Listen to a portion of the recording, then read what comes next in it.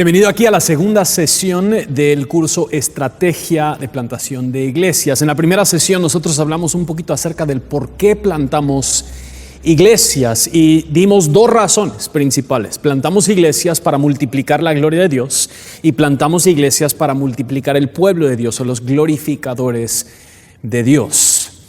En esta sesión quisiéramos hacer algo que pareciera tal vez un poquito sencillo, y primero Dios será sencillo. Queremos contestar una pregunta muy sencilla y quizás obvia. ¿Qué es la iglesia? Quiero que, antes de que entramos a contestar la pregunta, quiero que imagines que vives tú en una isla remota donde nunca se ha recibido una visita extranjera.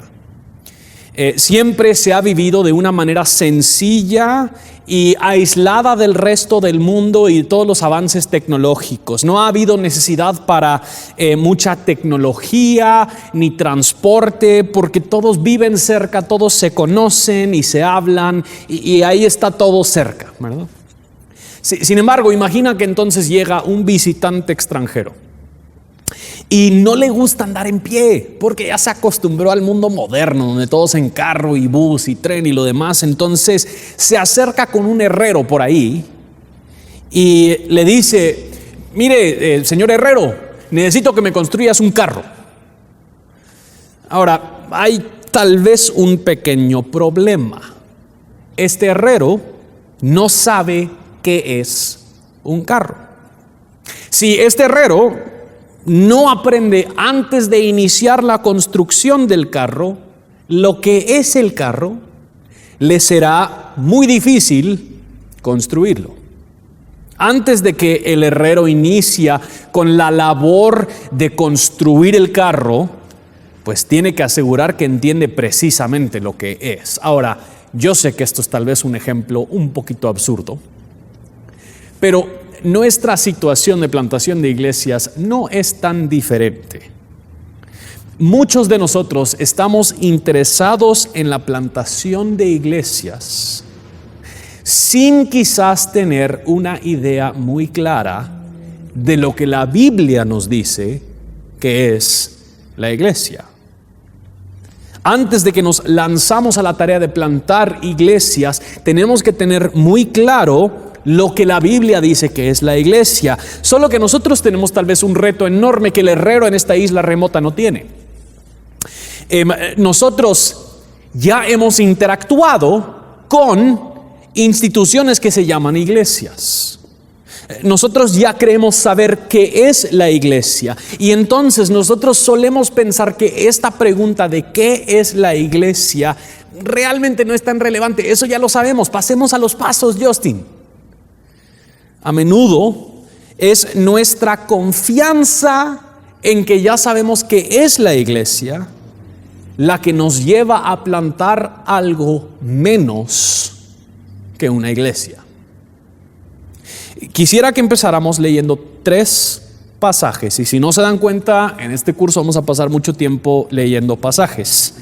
Primero quisiera que leyéramos Romanos 16:5.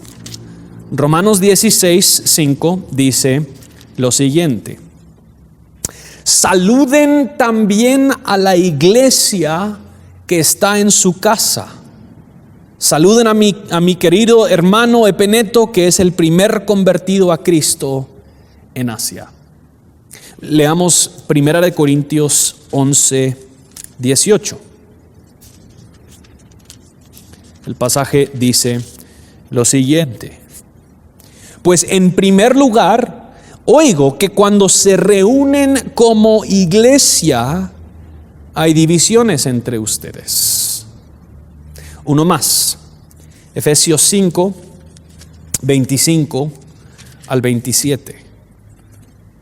Maridos, amen a sus mujeres, así como Cristo amó a la iglesia y se dio él mismo por ella, para santificarla, habiéndola purificado por el lavamiento del agua con la palabra, a fin de presentársela a sí mismo, una iglesia en toda su gloria, sin que tenga mancha, ni arruga, ni cosa semejante, sino que fuera santa e inmaculada. De estos tres pasajes nosotros logramos captar algunos aspectos sumamente importantes de la naturaleza de la iglesia. Nos damos cuenta primero que la iglesia tiene que ser gente, ¿verdad? Una comunidad de personas. Pablo dice, saluden a la iglesia. Se saluda a personas, obviamente se saluda a un grupo de personas. Además, Pablo afirma en 1 Corintios 11 que esta gente en Corinto están reunidos como iglesia, lo cual de nuevo se refiere a personas que se reúnen. Y un punto final en Efesios 5 nosotros vemos que la iglesia es este grupo de personas por los cuales Jesús se entregó con el fin de santificar y purificarla. Es el grupo de personas, aunado a eso, que por haber sido comprados por Él, ahora Él se los ha presentado a sí mismos, existen para Él y existen para su gloria, y la iglesia encuentra su perfección y su gloria en Él. Ahora, yo sé que esto parece demasiado obvio, pero es muy importante al iniciar esta pregunta de qué es la iglesia, afirmando lo que esto implica que la iglesia no es. La iglesia no es el lugar donde nos reunimos.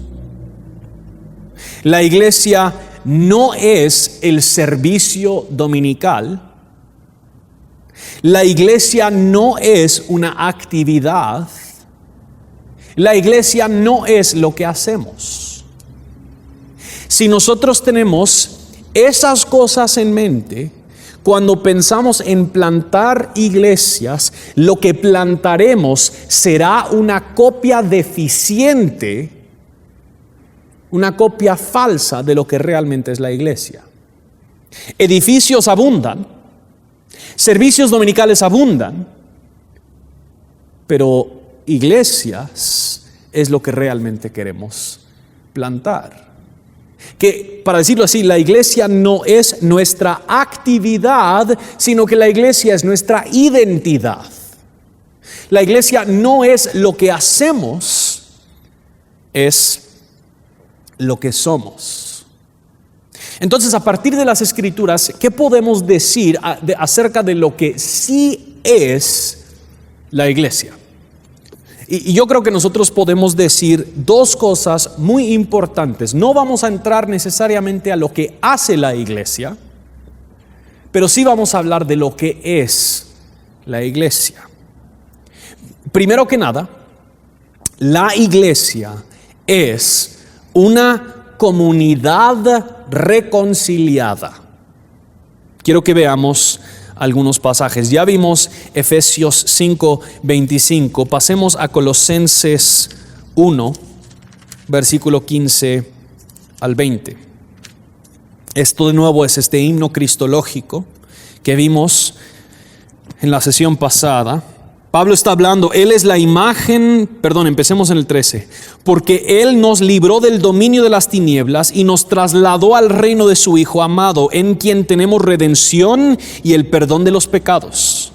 Él es la imagen del Dios invisible, el primogénito de toda creación, porque en Él fueron creadas todas las cosas, tanto en los cielos como en la tierra, visibles e invisibles, tronos, dominios, poderes, autoridades, todo ha sido creado por medio de Él y para Él. Y Él es antes de todas las cosas, y en Él todas las cosas permanecen. Él es también la cabeza del cuerpo, que es la iglesia. Él es el principio, el primogénito, a fin de que Él tenga en todo la primacía, porque agradó al Padre que en Él habitará toda la plenitud, y por medio de Él reconciliar todas las cosas consigo, habiendo hecho la paz por medio de la sangre de su cruz. Por medio de Él, repito, ya sean las que están en la tierra o las que están en los cielos. Un pasaje más y luego vamos a explicar esto. 2 Corintios 5, versículo 17 al 18.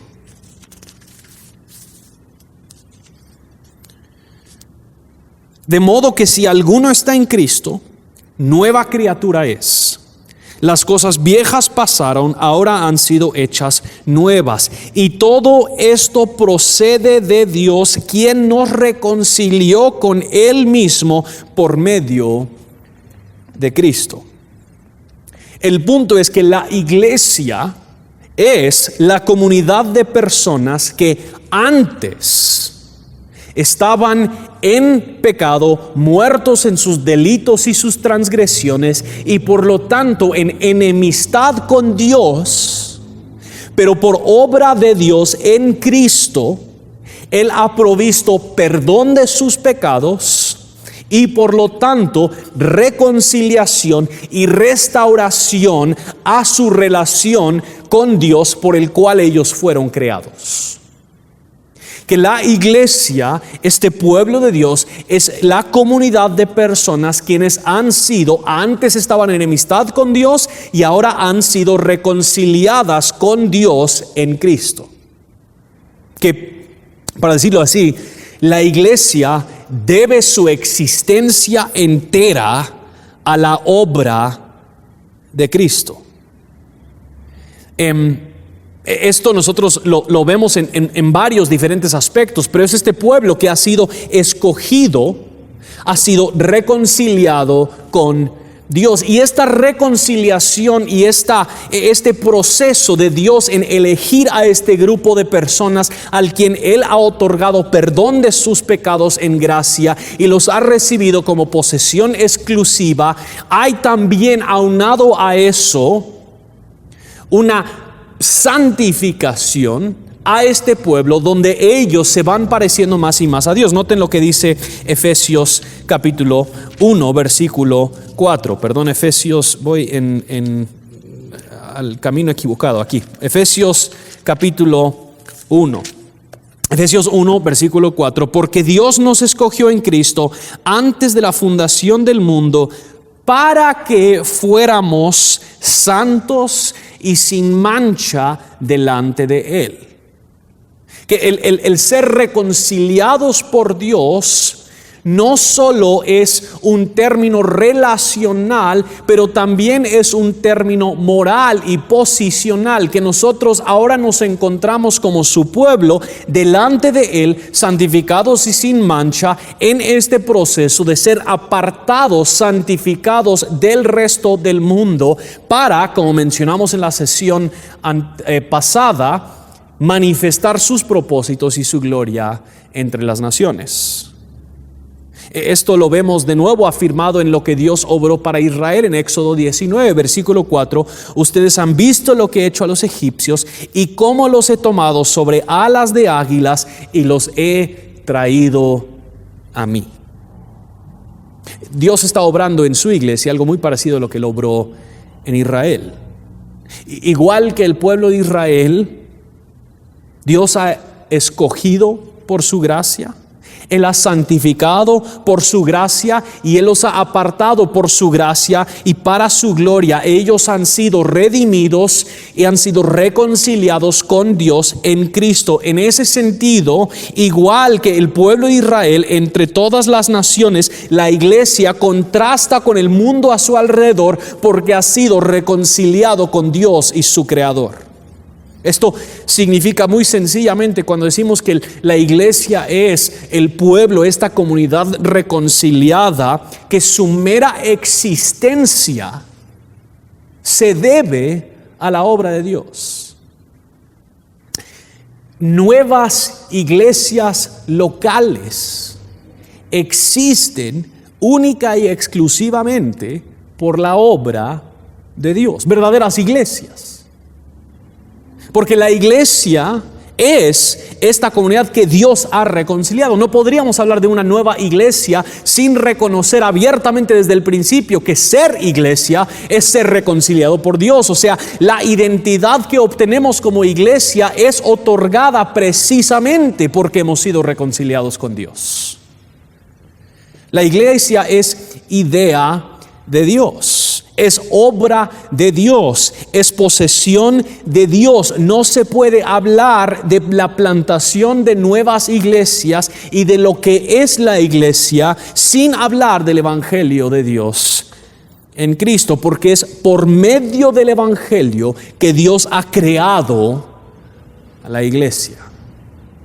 Entonces, cuando hablamos de lo que es la iglesia es un pueblo reconciliado, es una comunidad reconciliada. Pero lo segundo que nosotros podríamos decir es que la iglesia es también un pueblo o una comunidad enviada, un pueblo enviado. Noten lo que dice Jesús en Juan 20:21. Juan 20:21 dice lo siguiente: Jesús les dijo otra vez: paz a ustedes. Como el Padre me ha enviado, así también yo los envío. ¿Para qué fue Jesús enviado por el Padre? Pues nosotros sabemos que muy específicamente Él fue enviado para llevar a cabo precisamente esta tarea de redimir a este pueblo para sí mismo, y por medio de Cristo Dios iba a reconciliar todas las cosas, y parte esencial de eso, o quizás para decirlo de otra manera, el fin principal por el hacerlo, es la multiplicación de su gloria sobre toda la tierra. Y Jesús está diciendo en este pasaje que Él ha enviado a sus discípulos, Él ha enviado a sus glorificadores al resto del mundo como una extensión de la obra de Dios que Él está llevando a cabo, que el Padre había enviado al Hijo y el Hijo ha enviado a la iglesia. Que lo que la iglesia hace entonces es una extensión, o tal vez mejor dicho, lo que la iglesia es una extensión de la obra de Dios sobre la tierra en Cristo. Jesús está vinculando nuestra identidad con su misión y con nuestra misión.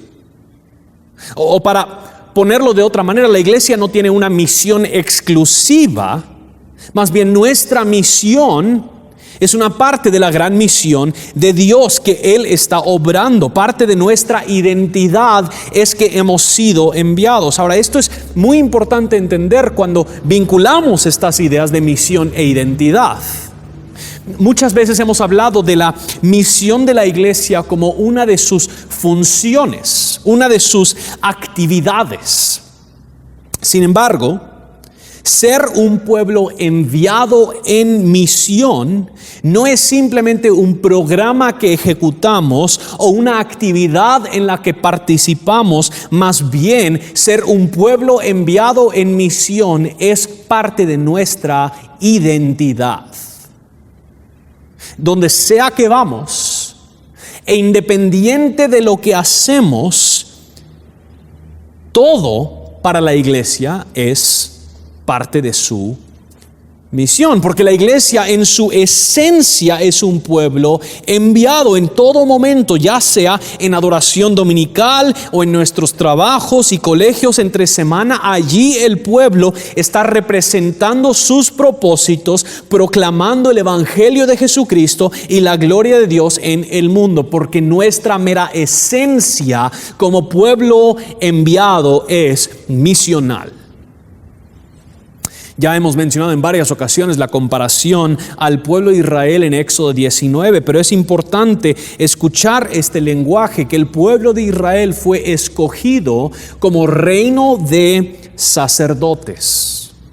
Y recuerdan en la sesión pasada que hablamos que ese mismo lenguaje ha sido aplicado a la iglesia ya en 1 Pedro 2 del 9 al 11. La iglesia ahora pertenecemos a Dios como tesoro especial por nuestra fe, enviado al mundo como este real sacerdocio y nación santa entre las naciones para manifestar la gloria de Dios. Que ahora nosotros somos pueblo misionero de Dios, enviado al mundo para manifestar con nuestra santidad, nuestras obras y nuestras palabras su gobierno, su gloria, su evangelio y sus propósitos. Muy prácticamente, la iglesia Es el pueblo de personas quienes han sido rescatados por la obra de Jesús y quienes están siendo transformados a la imagen de Jesús para manifestar la gloria de Dios delante del mundo. Esto lo hacemos por la proclamación de su gloria. Vemos pasajes como 1 Pedro 2, anunciamos sus virtudes. Y también lo hacemos al obrar de tal manera que manifiesta su gloria y su obra. En ese sentido, nosotros somos la comunidad de personas que ha sido reconciliada con Dios y luego enviada de nuevo a la tierra para poder demostrar, manifestar su gloria. Nosotros hemos sido enviados, comisionados por Dios para proclamar y demostrar su gloria entre el mundo. La iglesia, lo que plantamos, no son edificios ni servicios, sino que iglesias son puntos específicos dentro de nuestra ciudad, de comunidades de personas quienes allí entienden que su identidad es manifestar los propósitos y los planes de Dios, anunciando su evangelio y demostrando su obra. Que la iglesia, en ese sentido, entonces, es un pueblo reconciliado y es un pueblo enviado. Me encanta lo que dice Tim Keller al respecto. Dice, los cristianos son llamados a ser una ciudad alternativa dentro de cada ciudad terrenal. Una cultura humana alternativa dentro de cada cultura humana. A mostrar cómo el sexo, el dinero y el poder pueden usarse de maneras que no destruyen. A mostrar cómo clases y razas que no se avienen fuera de Cristo pueden llevarse bien en Él. Y a mostrar que es posible cultivar las herramientas del arte, la educación, el gobierno y la empresa para llevar esperanza a la gente en vez de desesperanza o cinismo. Que hemos sido nosotros reconciliados por Dios y enviados a nuestras ciudades para manifestar y ser esta ciudad alternativa que vive conforme a los propósitos de Dios y su gobierno y no los propósitos de este mundo y su gobierno. Que entonces, cuando pensamos en la plantación de iglesias, es sumamente importante hacernos esta pregunta. ¿Estamos verdaderamente, al entender esto, plantando iglesias? ¿O meramente iniciando servicios y construyendo edificios? ¿Estamos plantando iglesias que entienden su identidad como pueblo reconciliado y pueblo enviado al mundo para anunciar las virtudes de Dios y manifestar sus propósitos? ¿Estamos plantando iglesias o meramente llenando salones? ¿Estamos plantando iglesias con este pueblo reconciliado y enviado para cultivar en el mundo la tierra que le pertenece a Dios y llenar esa tierra con su gloria? ¿Estamos plantando iglesias o simplemente lanzando eventos? Con plantar iglesias, entonces, nos referimos al reunir una comunidad de personas reconciliadas por Dios en nuevos sectores de nuestra ciudad, para que ellos ahí vivan como pueblo enviado por Dios para ser reino de sacerdotes, manifestando su presencia y sus propósitos. Empezamos por aquí en estas primeras 2 sesiones, porque tengo miedo de que, como el herrero en nuestra anécdota inicial, la gente habla de la plantación de iglesias, pero todavía no tenemos una idea clara y robusta de lo que es la iglesia. La iglesia es este pueblo reconciliado, escogido, redimido por Dios, y es este pueblo enviado al mundo para ser reino de sacerdotes, proclamando su evangelio y manifestando sus propósitos. Construir un edificio y llenar un salón es fácil. Plantar iglesias es una obra sobrenatural en la cual nosotros simplemente participamos, donde Dios reúne este pueblo reconciliado y este pueblo enviado para vivir sus propósitos. Seamos sinceros, solemos reducir lo que es la plantación de iglesias al construir edificios, lanzar eventos y llenar salones, porque esas son cosas que nosotros podemos hacer en nuestro propio poder. Pero plantar iglesias llenas de glorificadores de Dios que llenan la tierra con su gloria es algo que tú y yo no podemos hacer en nuestro poder. A eso llegaremos en la próxima sesión. Pero es importante reflexionar. ¿Qué es lo que estamos plantando? ¿Son iglesias tal y como la Biblia lo define? Nos vemos en la próxima sesión para hablar un poquito más acerca de quién planta iglesias.